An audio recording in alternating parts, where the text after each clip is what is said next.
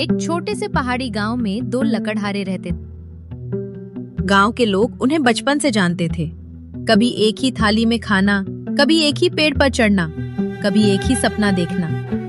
लेकिन समय ने दोनों को दो अलग दिशाओं में मोड़ दिया। रघु हर सुबह अंधेरे में उठता।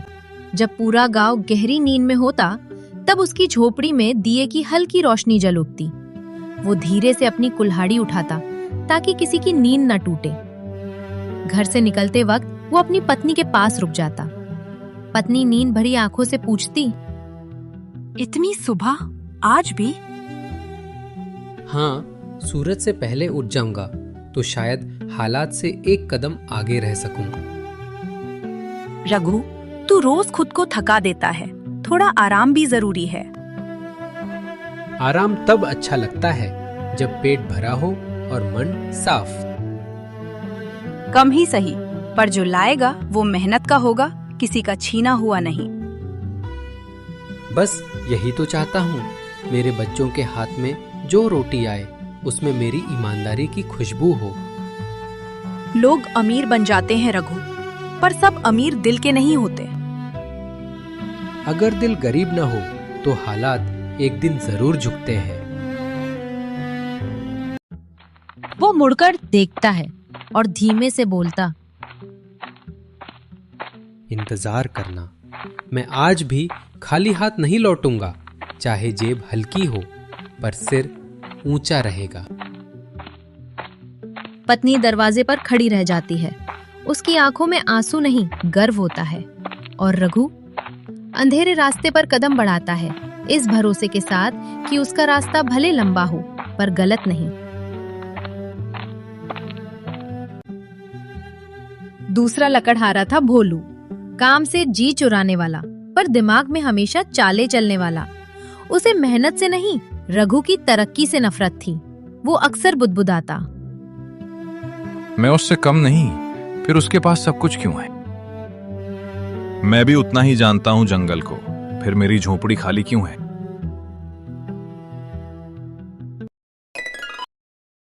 एक दिन भोलू ने रघु से सीधे कहा, इतनी मेहनत करके क्या मिलेगा? जिंदगी जीनी है, काटनी नहीं।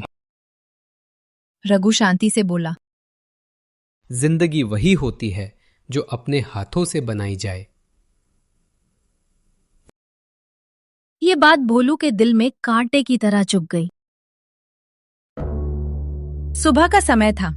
गांव की चौपाल पर लोग जमा थे। भोलू बीच में खड़ा था, आवाज में बनावटी चिंता। भोलू बोला, मैं किसी का बुरा नहीं चाहता, लेकिन सच छुपाना भी पाप है। लोग चौकन्ने हो गए। वो आगे बोला, रघु रोज जंगल के अंदर जाता है, हम सबसे ज्यादा लकड़ी लाता है। कहीं ऐसा तो नहीं कि वो जरूरत से ज्यादा पेड़ काट रहा हो? भीड़ में सरगुशियां फैल गईं। जंगल हमारा है, अगर पेड़ खत्म हो गए तो? तभी रघु को बुलाया गया। एक बुजुर्ग ने सख्त आवाज में पूछा, रघु, तू जंगल को नुकसान तो नहीं पहुंचा रहा? रघु ने सबकी आंखों में देखा। उसकी आवाज भारी थी पर शांत। मैं रोजी के लिए लकड़ी काटता हूँ, लालच के लिए नहीं। भोलू बीच में कूद पड़ा, बातों से सच नहीं बदलता। अगर मेरी मेहनत गलत है तो जंगल खुद मुझे रोक लेगा, और अगर मैं झूठा निकला तो मैं कुल्हाड़ी छोड़ दूंगा।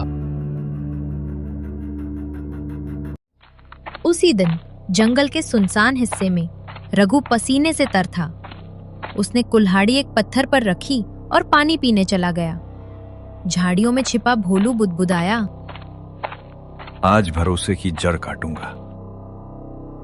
उसने कुल्हाड़ी उठाई, कुछ पल रुका, फिर उसे दूर झाड़ियों में फेंक दिया।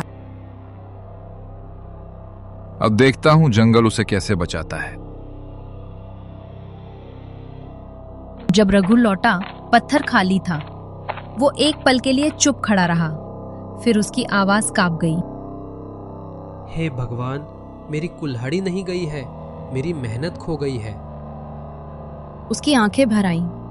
वो जोर से नहीं रोया, जंगल से शिकायत नहीं की। अगर मेरी परीक्षा है तो मैं भागूंगा नहीं। वो गांव की राह नहीं लौटा, उल्टा जंगल के और भीतर चला गया, जहां लोग जाने से डरते थे। भोलू दूर से ये सब देख रहा था। उसे लगा था रघु टूट जाएगा, लेकिन रघु का सीधा खड़ा रहना उसे बेचैन करने लगा। भोलू बुदबुदाया, इसका भरोसा ही मेरा सबसे बड़ा दुश्मन है। और उसी पल जंगल के अंदर से अजीब सी हवा चली। पेड़ों की पत्तियां मानो फुसफुसाईं। जो सच्चा होता है वो खोकर भी नहीं हारता। भोलू का चेहरा पीला पड़ गया। उसे पहली बार महसूस हुआ उसने कुल्हाड़ी नहीं, किसी अनदेखी ताकत को छेड़ दिया है। जंगल के भीतर चलते चलते रघु की सांसें भारी होने लगी। पैर लड़खड़ा रहे थे। कंधों पर दिन भर की थकान थी और मन में अनकहा दर्द। वो कुछ पल रुक गया, आसपास देखा। हर तरफ पेड़ों की खामोशी। थककर वो एक पेड़ के नीचे बैठ गया। उसे नहीं पता था कि वही पेड़ जिसकी छाया में वो सिर झुकाए बैठा है, वो जादुई पेड़ है। जंगल के सबसे गहरे हिस्से में वो पेड़ खड़ा था, ना बहुत ऊंचा, ना बहुत फैला हुआ, लेकिन उसके पास पहुंचते ही हवा भारी हो जाती थी। गांव के बुजुर्ग कहते, वो पेड़ उम्र नहीं गिनता, नीयत गिनता है। रघु ने थकी हथेलियों से उसके तने को छुआ। उस स्पर्श में थकान भी थी और भरोसा भी। रघु धीमी आवाज में बोला, अगर मेरी मेहनत गलत है, अगर मैं लालच में भटका हूं, तो मुझे यहां से खाली हाथ लौटा दो। मैं शिकायत नहीं करूंगा। तभी पेड़ की छाल धीरे धीरे दरकने लगी। जंगल जैसे सांस लेने लगा। गूंजती हुई आवाज आई, रघु, अगर तू भूखा रहा तो क्या बदले की आग नहीं जलेगी? रघु की आंखें भर आईं। अगर तू भूखा रहा, अगर तेरे घर का चूल्हा न जला, अगर तेरी मेहनत का फल किसी और की थाली में चला गया, तो क्या तेरे भीतर बदले की आग नहीं जलेगी? क्या तू भी वही नहीं करेगा जो तुझसे पहले कई लोग कर चुके हैं? उसकी हथेलियां कांपने लगीं। एक पल को उसकी सांस अटक गई। फिर उसने सिर झुकाया और भर्राई हुई पर सच्ची आवाज में बोला, डर लगेगा? हाँ, लगेगा। पेट भूखा रहेगा तो मन भी डगमगाएगा, पर मैं अपने डर को किसी और की गर्दन पर नहीं रखूंगा। अगर मैं बदला लूं, अगर मैं चोरी करूं, अगर मैं जलन से काम करूं, तो मैं भी भोलू जैसा हो जाऊंगा, और फिर मेरे और उसमें फर्क ही क्या बचेगा। पेड़ एक पल चुप रहा। हवा बिल्कुल थम गई, जैसे पूरा जंगल उस एक जवाब का इंतजार कर रहा हो। फिर पेड़ की आवाज पहले से शांत पर और गहरी हो गई। तू परीक्षा पास नहीं कर रहा रघु, तू पहली बार खुद को पहचान रहा है। छाल में बनी दरार हल्की सी मुस्कान जैसी लदी, जैसे जंगल ने एक सही इंसान को पहचान लिया हो। रघु, स्मरण रखना, जंगल कुल्हाड़ी से नहीं बचता, जंगल नियत से बचता है। और रघु समझ जाता है, ये कोई पेड़ नहीं, ये उसके कर्मों का साक्षी है।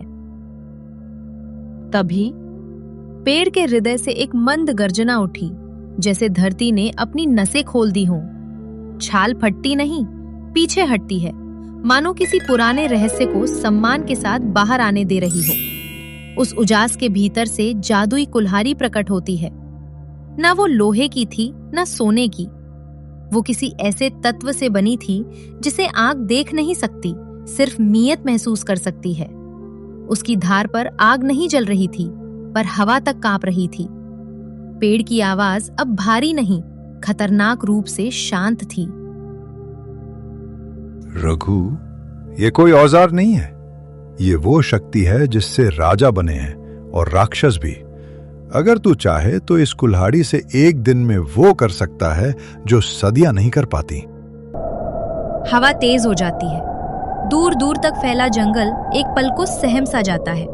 पेड़ आगे कहता है, एक बार और पेड़ गिरेंगे, 10 बार और तेरा नाम गूंजेगा, 100 बार और ये जंगल इतिहास बन जाएगा। रघु की सांस अटक जाती है। उसके हाथ अपने आप पीछे चले जाते हैं। पेड़ फुसफुसाता है।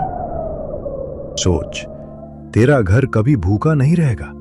तेरे बच्चे दूसरों के आगे हाथ नहीं फैलाएंगे। जो आज तुझे तुच्छ समझते हैं, कल तेरे नाम से डरेंगे। एक पल के लिए रघु के भीतर कुछ हिलता है। भूख की याद, अपमान की चुप्पी, पत्नी की थकी मुस्कान। उसकी उंगलियां कांपती हैं। फिर वो अचानक पीछे हट जाता है। उसकी आवाज अब डर से नहीं, निर्णय से भरी है। नहीं, अगर मेरा पेट भरने के लिए जंगल को भूखा करना पड़े तो वो रोटी जहर होगी। अगर मेरी इज्जत पेड़ों की लाश पर खड़ी हो तो वह इज्जत नहीं, कलंक होगी। रघु कुल्हड़ी की ओर देखता भी नहीं। जंगल मेरा दुश्मन नहीं, यह मेरी माँ है। माँ को काटकर कोई बेटा अमीर नहीं बनता। एक गहरा सन्नाटा। फिर पहली बार पेड़ हंसता है। वो हंसी गूंजती नहीं, आशीर्वाद की तरह बरसती है। हजारों आए, सबने ताकत देखी। तू पहला है जिसने जिम्मेदारी देखी। कुल्हाड़ी की चमक धीमी पड़ जाती है। वो अब डरावनी नहीं लगती, वो साधारण लगने लगती है। पेड़ कहता है, याद रख रघु, लालच हमेशा आशीर्वाद बनकर आता है और जो उसे ठुकरा दे वही असली विजेता होता है। जंगल फिर से सांस लेने लगता है और रघु समझ जाता है ये परीक्षा थी, इनाम नहीं। दूर झाड़ियों के पीछे भोलू सांस रोके खड़ा था। उसकी आंखें अब आंखें नहीं रहीं, वे जलती हुई खिड़कियां थीं जिनसे सिर्फ एक ही सपना दिखता था, ताकत। वह बुदबुदाया, इतनी ताकत और इसे पाने के लिए मेहनत? नहीं, मेहनत तो कमजोरों के लिए होती है। बस आज की रात। आसमान में चांद बादलों के पीछे छिप गया। हवा रुक गई, जैसे जंगल भी कुछ होने से डर रहा हो। भोलू दबे पांव रघु की झोपड़ी में घुसा।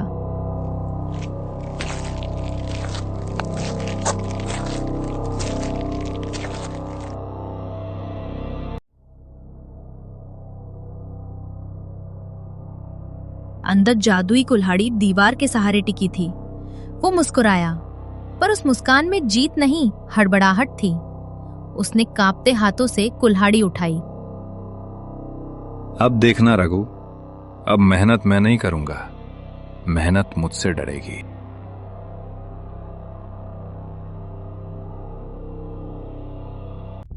भोलू बाहर भागा और पास के पेड़ पर पहला वार किया, लेकिन जैसे ही कुल्हाड़ी हवा में गई, वो रुक गई। उसका हाथ सीधा नहीं हो पा रहा था। भोलू चिल्लाया, अरे ये क्या हुआ? अचानक कुल्हाड़ी भारी होती चली गई, पत्थर से भी भारी, धरती से भी भारी। भोलू के घुटने जमीन से टकराए।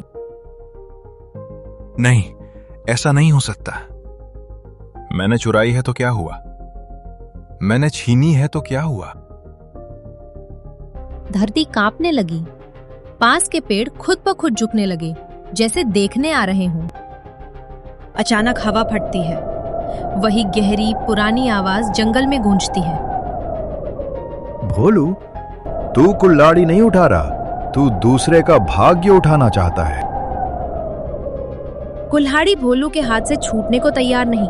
वो रोते हुए चिल्लाया, मैं गरीब हूं, मैं थक गया हूं हमेशा पीछे रहने से। पेड़ की आवाज और कठोर हो जाती है। गरीबी अपराध नहीं, पर ईर्ष्या को रास्ता बना लेना अपराध से भी भारी है। धरती एक झटके से हिलती है। कुल्हाड़ी सीधे जमीन में धंस जाती है। भोलू गिर पड़ता है, बेबस, खाली हाथ। अचानक रात का सन्नाटा टूट गया। पेड़ों के बीच से लोगों की आवाजें आने लगी, कदमों की आहट, लालटेन की रोशनी और डर से भरी फुसफुसाहट। गांव वाले दौड़ते हुए पहुंचे। कोई बोला, धरती क्यों कांप रही है? ये जंगल आज इतना भारी क्यों लग रहा है? तभी किसी की नजर भोलू पर पड़ी। जमीन पर गिरा हुआ, कांपता हुआ, खाली हाथ। एक बुजुर्ग आगे बढ़े। भोलू, ये कुल्हाड़ी, ये तो रघु की है। यही तो वो जादुई कुल्हाड़ी है, इसे चुराया गया था। शब्द अब फुसफुसाहट नहीं थे, आरोप बन चुके थे। भोलू ने धीरे धीरे अपना सिर उठाया। उसकी आंखों में न चालाकी थी न गुस्सा, बस खालीपन। वो सिसकते हुए बोला, मुझे लगा था अगर ताकत मेरे हाथ आ जाए तो मेरी जिंदगी अपने आप सही हो जाएगी। उसकी आवाज टूटने लगी। मैंने सोचा था मेहनत से पहले ताकत जरूरी है, पर इस ताकत ने मुझे मजबूत नहीं किया, इसने मुझे अंदर से तोड़ दिया। वो जमीन की ओर देखता हुआ बोला, मैं हार गया, किसी और से नहीं, खुद से। तभी रघु आगे बढ़ा। उसके कदमों में न गुस्सा था न जीत का घमंड। वो भोलू के सामने रुका। उसकी आवाज ऊंची नहीं थी, पर इतनी साफ थी कि हर दिल तक पहुंचे। भोलू, मैंने कभी तुम्हें अपना दुश्मन नहीं माना। मैं तो बस अपनी रोजी काटता रहा। एक पल रुककर वो बोला, तुम मुझसे नहीं लड़े, तुम अपने ही डर से लड़ते रहे, और उस डर ने तुम्हें मेरे सामने नहीं, खुद के सामने खड़ा कर दिया। अचानक हवा फिर ठहर गई। जंगल जैसे एक सांस में सिमट गया। तभी जादुई पेड़ की आवाज आखिरी बार गूंजी, धीमी पर अटल। याद रखो इंसानों, जो दूसरों का हक छीनता है वो सिर्फ चीजें नहीं, अपना संतुलन भी खो देता है। और जो आज दूसरे की जमीन पर खड़ा होकर जीतता है, कल अपने पैरों के नीचे की जमीन भी महसूस नहीं कर पाता। जंगल शांत हो गया। न कोई आवाज, न कोई हलचल। भोलू वहीं बैठा रहा, सिर झुकाए। उसे अब समझ आ चुका था, ये उसकी हार नहीं थी, ये एक मौका था, एक चेतावनी कि ताकत नहीं, नियत रास्ता बनाती है।